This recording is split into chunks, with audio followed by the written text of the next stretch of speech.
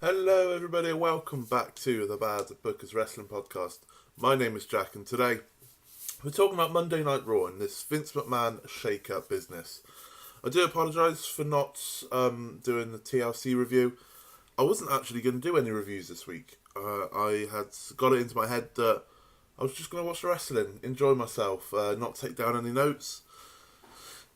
And then Raw happened. My thoughts on TLC, I thought it was really good. There was only one or two poor matches, well, not poor matches, but a bit of duds matches, if you will. But the other 9, 10 matches were excellent, in my opinion. So yeah, I thought it was really good. But before we get into Raw, I'll have to say this. Like if you enjoy the reviews. It means a hell of a lot to me. Subscribe if you're new around here for... I'm going to start pumping out more videos, I think. I think this channel's going to take a bit of a difference. So subscribe for that. And to leave your comments down below on how you thought Raw went. Did you enjoy it? Did you not? I know some people didn't enjoy it. I know some people are really looking forward to how they're going to change things around here, if you will. But we did kick off tonight with Vince McMahon coming out to his usual... You know, people singing along to his theme because it's a banger, and people booing him, and you know, a mixed reception and all that. But he got onto the mic. He didn't really say much, if I'm honest, and he was quickly interrupted by Stephanie McMahon, Triple H, and Shane McMahon. So when Shane McMahon came up, I thought, okay, they're literally going to do a superstar shake-up. Like, literally says what he does on the tin. Vince McMahon shake-up, Vince...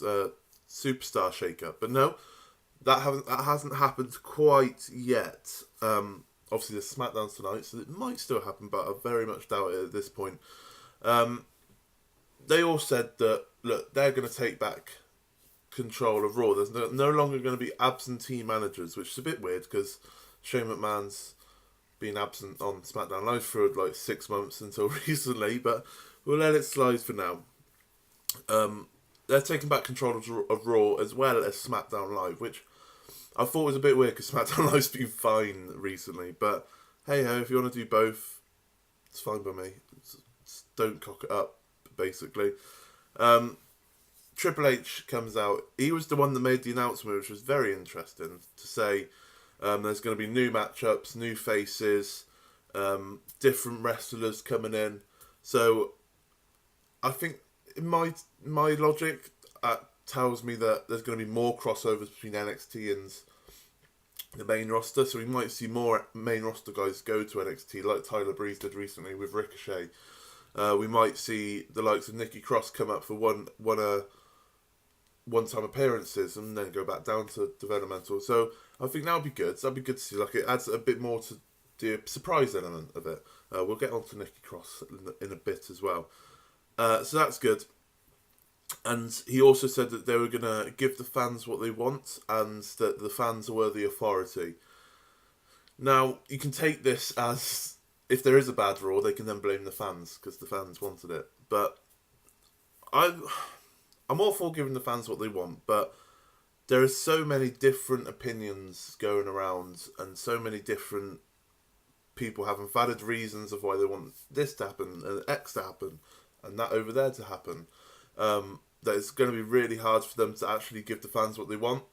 So it'll be interesting to see what happens, because some people might want Seth to win the title at Mania, to win the Universal title. Some people might want Drew to win it. Some people might want Braun to win it. So it's going to be hard to make everyone happy. And we'll have to see how they do that. Baron Corbin then comes out and interrupts them. Obviously, he lost on Sunday to Braun Strowman and pretty much most of the faces on the Raw roster, and he lost his chance to become permanent general manager. And he came out and said that, you know, all the words that the McMahons and Triple H have said have all been fair, but what happened to him on Sunday was not fair at all, and he wants a conversation and discuss how he will become GM, permanent GM. Basically, all four said, no, you haven't got a chance, mate. No chance in hell, as Vince McMahon was stood in the ring. But Trips came out and said, look, well, I'll give you a chance. I'll be the good guy here. I've got an idea. All you have to do is beat this one man. And I thought, oh, is he going to debut Lars Sullivan for this? Like, it makes sense to do it, like another big man. But it wasn't. It was Kurt Angle, of all people. Obviously, he returned on Sunday as well. So we're going to have Baron Corbin versus Kurt Angle with special guest referee, the man that screwed. Oh, I wouldn't say screwed. No, definitely not screwed. Heath Slater. He's going to be special guest referee. Special guest as well. So he's no longer an actual ref. He's a special guest referee. Closing in on this opening thing, it sounds like there's going to be a hell of a lot of future endeavours going on. They're going to I think Shane McMahon said they're going to make some tough decisions. So it sounds to me that because they're bringing up 6 NXT stars. Some of them, I would say they're all stars, but it's just kind of their NXT filler, bringing in probably to replace what's already here. So unfortunately, from what they're saying, I think the likes of No Way Jose and maybe Zack Ryder, maybe Kurt Hawkins, Titus O'Neil, even though he's a good charity man to have, so he might probably not go. The main event lot. The Ascension probably will go as well. I think that's what they meant, by tough decisions, like getting future endeavouring a load of people. You don't want anyone's losing their jobs, but if things happen, I'm sure a lot of them will get a lot of money on the indie scene. So we'll have to wait and see what happens there. But we had Kurt Angle versus Baron Corbin, and I must say, Baron Corbin came out to talk, and as soon as he was about to carry on a sentence, they just shoved a commercial break in there, proper burying him. Basically, this was just the burial of Baron Corbin. And as Corbin got on top, Triple H came out and said, oh no, you know what? We're going to make this a handicap match now. Basically doing what Baron Corbin's been doing throughout the weeks. So he's made it a handicap match. He's brought out Roode, Gable and Apollo Crews to make it a 4-on-1. And then Shane McMahon came out and said, you know what? We're going to make it a DQ match. So, a DQ match? A non-DQ match. And once again, doing what Baron Corbin has done recently. And they just laid into him with chairs and whatnot. And then Kurt Angle hit the angle slam, 1, 2, 3, picks up the win for the faces. That means Baron Corbin is no more. He's staying on Raw as a wrestler, I think. But he's no longer GM. And I don't know whether they're going to be appointing a new GM or one of them will be GM. Maybe Stephanie will be GM. Maybe Trips will be GM. I don't know. So we'll have to wait and see about that, because obviously the rumours were Alexa Bliss, Matt Hardy, one of those people to be GM. But we'll have to wait and see. After the match, because the crowd were chanting "We want tables," they gave the crowd what they want. They brought a table out, put it in the ring, angle slam through the table, just completely burying Baron Corbin. And that was the end of the segment. Let me get to where my notes are, because my computer's running incredibly slow. Next up, we had Finn Bálor versus Dolph Ziggler. New matchup, so we've only seen this one once before, I think, which was last month. But I'm pretty sure we've only seen this once before. Finn Bálor versus Dolph Ziggler. And as you expect, it was a great? Was it great? It was a good back and forth. A decent match. Dolph went to go for a super kick on Finn, but out came Drew McIntyre. It was going to happen. And Dolph goes for him instead. Suicide dive from Finn Bálor. Takes out Drew. They both Dolph and Finn go back into the ring. Famous set from Dolph. 1, 2. Finn Bálor kicks out to the devastation of Finn Bálor. And then that's when Drew McIntyre interfered into the match. Completely destroyed. I can't remember who he hit, but he threw Finn Bálor out the ring. He then destroyed Dolph Ziggler, hit him with a Claymore kick, went outside the ring. As Finn Bálor was about to get up, he hit him with a Claymore kick. So it's just picking back that heat, if you will, after Drew's loss on Sunday to Finn Bálor. It wasn't clean. but picking up that momentum back a little bit, make him look like the Scottish psychopath he is, as they call him now. So yeah, ended in DQ. They've got a triple threat next week, which it's already recorded. It's taped. Obviously, it's Christmas next week, so it's all taped. So I don't think there's going to be a podcast next week because obviously it's Christmas week. I don't know whether these reviews will be happening, but then after that, and we're going to make some sweeping changes, I think. Dean Ambrose came out. He did a promo. He demands respect from the fans because he is the new IC champion after beating Seth Rollins on Sunday. And then he said that everything he said had happened. He said that Seth would let the emotions get to him, and it would cost him in the end. And that's what happened. This was one of the match which was... It was a good match, but it was a boring match. It was very, very slow paced. It didn't feel like it was a real blood feud. It just felt like a normal wrestling match. But the storytelling was good in it.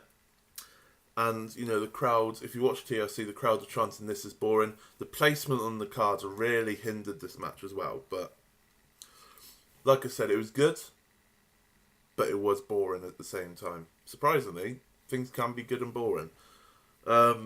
Twitter don't seem to understand that.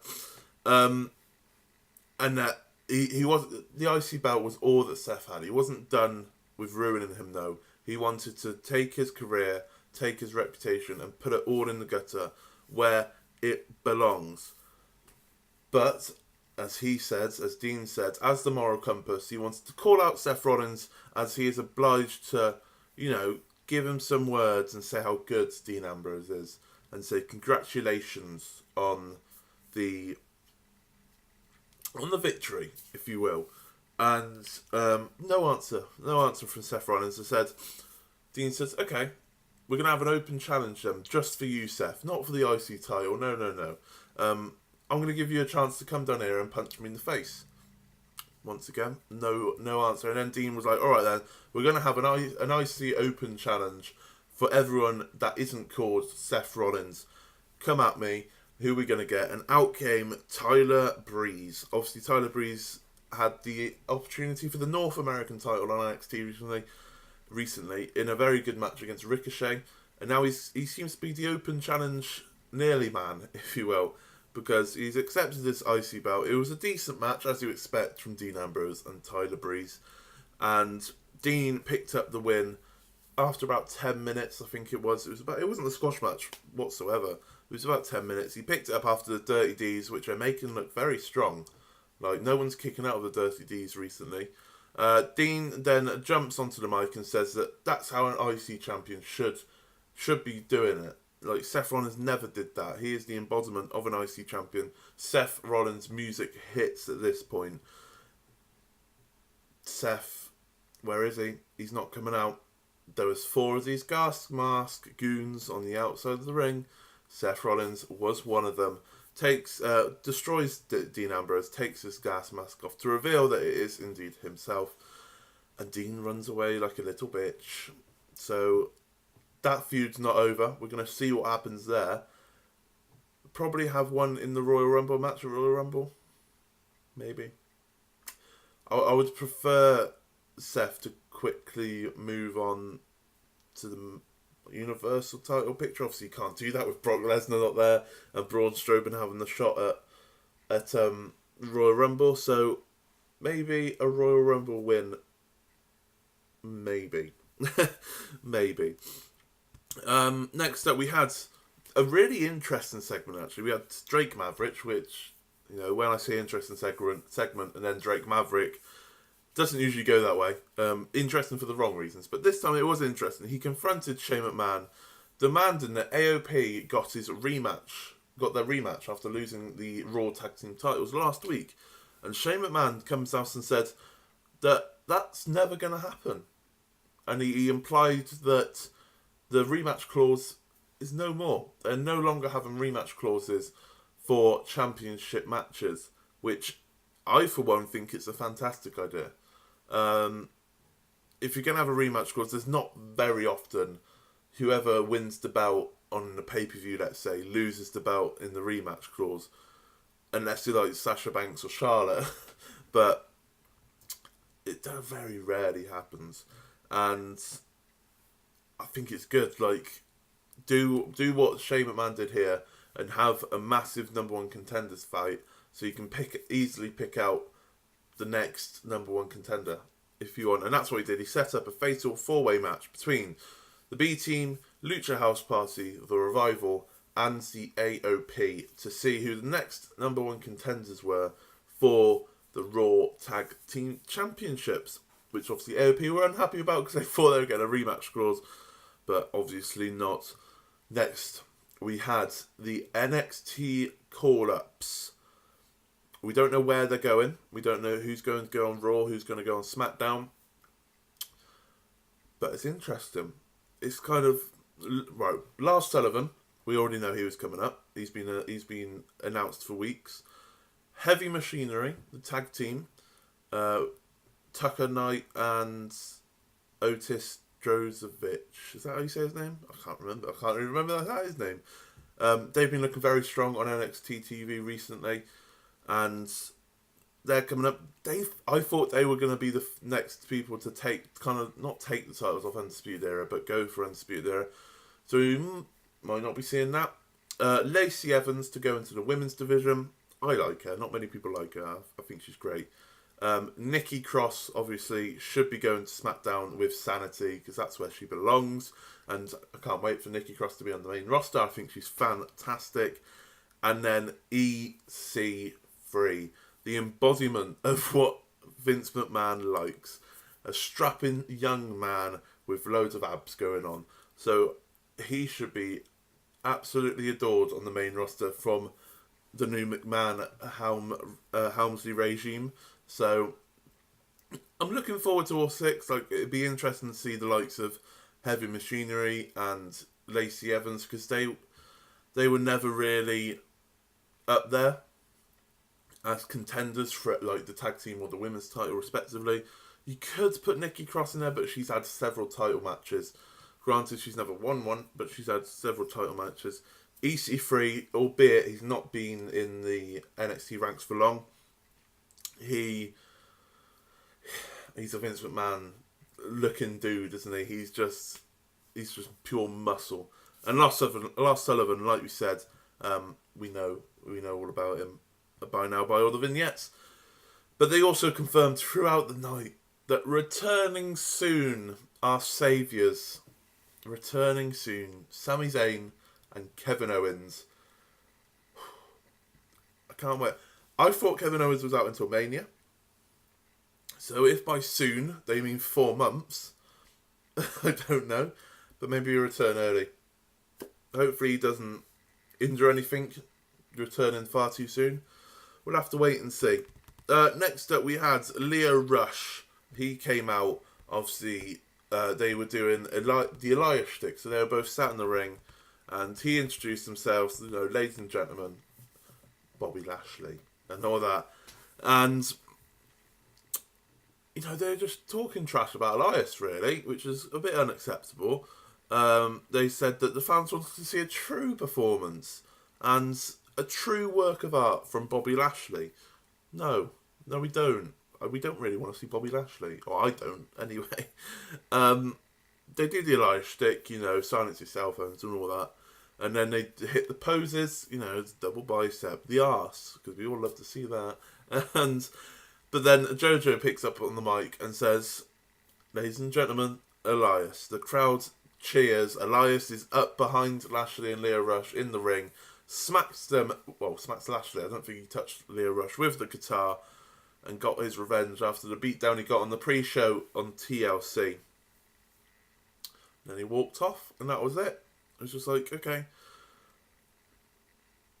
Nothing much going on there. They're having the match next week. I'm going to be talking about next week later on, because obviously I mentioned it earlier, but I don't really know what to do about it at the moment. We then had the tag team fatal 4-way. Lucha House Party is no longer a thing. Thank God. Thank God. I said in my notes, Lucha House Party have been kicked out. McMahon's are the biggest faces of the century.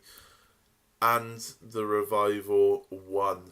All four teams except for the AOP got jobber entrances, and the Revival picked up the win. They will be facing Chad Gable and Bobby Roode next week, which has already happened, next week, to see who would win the belt. So fantastic.